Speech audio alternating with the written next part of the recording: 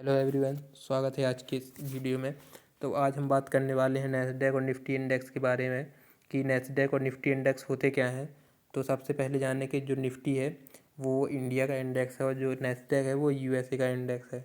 जो Nifty index है Nifty 50, उसमें इंडिया की टॉप 50 कंपनियाँ शामिल हैं और जो नैस्डैक इंडेक्स है वो यूएस की टेक्नोलॉजिकल कंपनियों से बना हुआ है।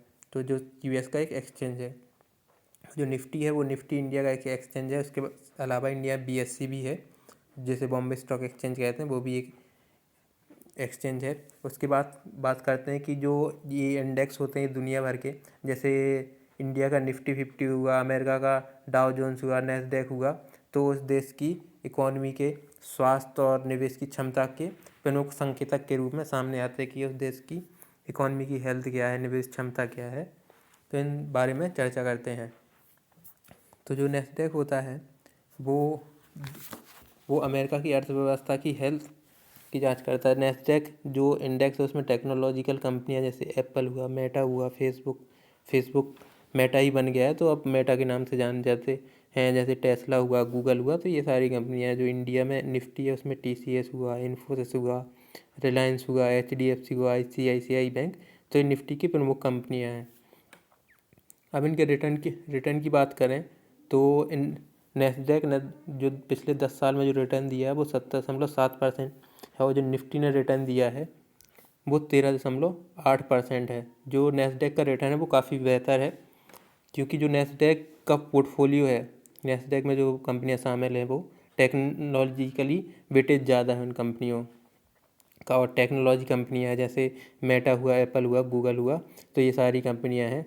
और ये जो कंपनियां हैं ये इनमें स्थिर उद्योग और वित्तीय सेवाएं भी शामिल हैं, जो वेल एस्टेब्लिश कंपनियां हैं और फाइनेंशियल सर्विस कंपनियां हैं। हालांकि ये दोनों जो रिटर्न दिए गए हैं, तो रिटर्न के अलावा बहुत सारी बातें हैं जो नैस्डैक और निफ्टी को प्रभावित करती हैं, जैसे बाजार की अस्थिरता, क्षेत्र की विविधता, अंतर्राष्ट्रीय आर्थिक संबंध भी निवेश निर्णय को महत्वपूर्ण रूप से प्रभावित करते हैं कि उस देश की इकॉनमी क्या है, इन्फ्लेशन तो नहीं चल रहा है, रेट कट्स क्या हैं, रेट क्या चल रहा है, बैंक रेट क्या चल रहे हैं, कंज्यूमर मार्केट क्या है, पॉपुलेशन क्या है। तो ये सारी चीज़ें भी मैटर करती हैं।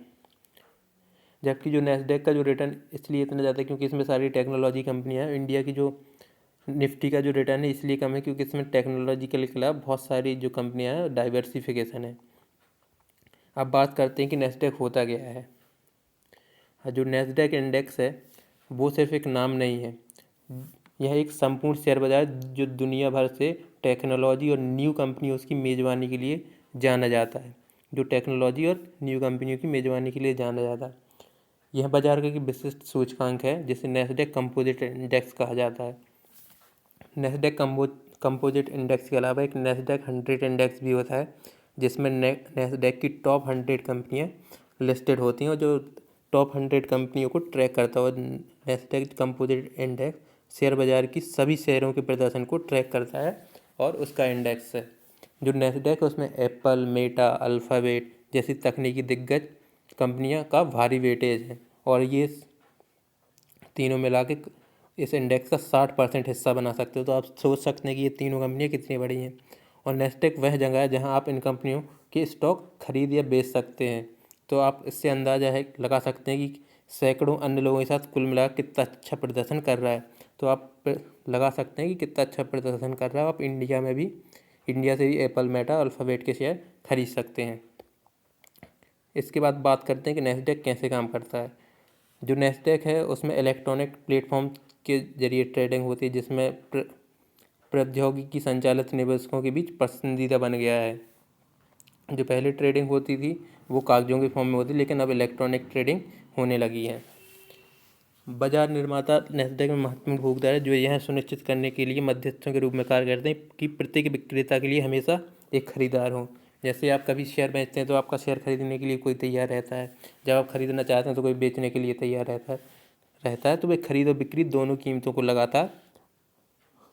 लगातार उद्धृत करते रहते हैं। इस प्रकार जो लिक्विडिटी है वो बनी रहती है मार्केट में। अगर लिक्विडिटी नहीं रहेगी तो सिर्फ बेचने वाले ज़्यादा हो जाए, कोई खरीदेगा नहीं, खरीदने वाले ज़्यादा हो जाए, कोई बेचेगा नहीं। तो ये भी उसका काम होता है कि लिक्विडिटी को बनाए रखना। और बाज़ार को सुचारू रूप से कार्य करने में मदद करना कि बाज़ार हमेशा चलता रहे, कोई उसमें डिस्क्रिपेंसी ना आए। तो इसके लिए भी ये चीज़ ज़रूरी है। जो अगला पॉइंट है वो है बिड आस्क स्प्रेड। यह खरीदार द्वारा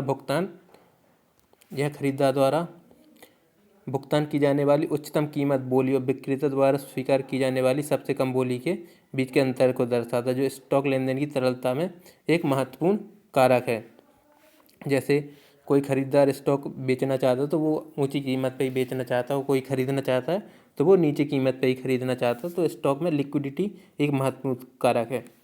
और नैस्डैक लिस्टिंग की आवश्यकता है। नैस्डैक पर सूचीबद्ध होने के लिए इच्छुक कंपनी को कड़े वित्तीय, विनियामक और कॉर्पोरेट गवर्नेंस मानकों को पूरा करना होता है। यह सुनिश्चित करना होगा कि केवल व्यवहार संस्थाएं इसे बाजार में लाएं।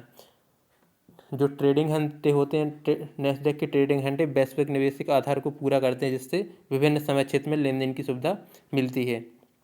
तो जो नैस्डैक का ट्रेडिंग सेशन है वो 24 आवर चलता रहता है, लेकिन मार्केट फिक्स टाइम के लिए खुलता है। तो ये चीज़ है इसमें। उसके बाद बात करते हैं निफ्टी 50 इंडेक्स की। निफ्टी, जैसे निफ्टी 50 के नाम से भी जाना जाता है, एक स्टॉक मार्केट इंडेक्स है जो national stock exchange of India यानी NSE पर लिस्टेड है। मार्केट कैप द्वारा शीर्ष 50 कंपनियों के प्रदर्शन का प्रतिनिधित्व करता है। जो इंडिया की टॉप 50 कंपनियां उनका प्रतिनिधित्व करता है। यह इस बात का स्नैपशॉट देता है कि कंपनियां कितना अच्छा प्रदर्शन कर रही। तो जो निफ्टी है वो ये बताता है कि टॉप 50 कंपनी इंडिया की कैसा कर रही है, उसी हिसाब से पूरा मार्केट परफॉर्म करता है।